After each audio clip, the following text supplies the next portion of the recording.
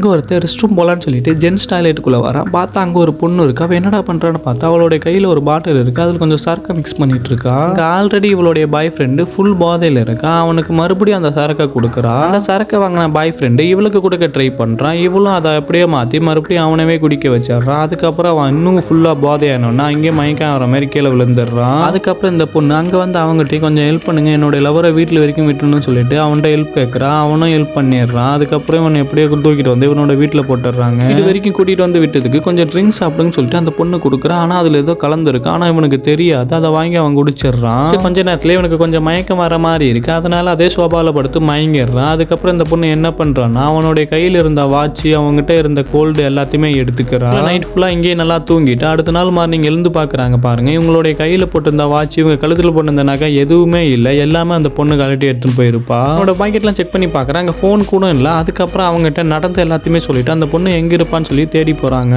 பெரிய ரெஸ்டாரண்ட்ல ஒரு பொண்ணோட இவங்களை ஏமாத்தின அந்த பொண்ணு பேசிட்டு இருந்ததா பாத்துறாங்க. உடனே அந்த பொண்ணு கிட்ட போறாங்க. அவகிட்ட போய் அவளுடைய ஹேண்ட்பேக் எல்லாம் செக் பண்ணி பார்த்தா இவங்களோட நகை எல்லாமே அங்கதான் இருக்கும். அதான் கூடவே இருந்திருந்தாலும் இந்த மாதிரி எல்லாம் பண்றது ஒரு பெரிய தப்பு.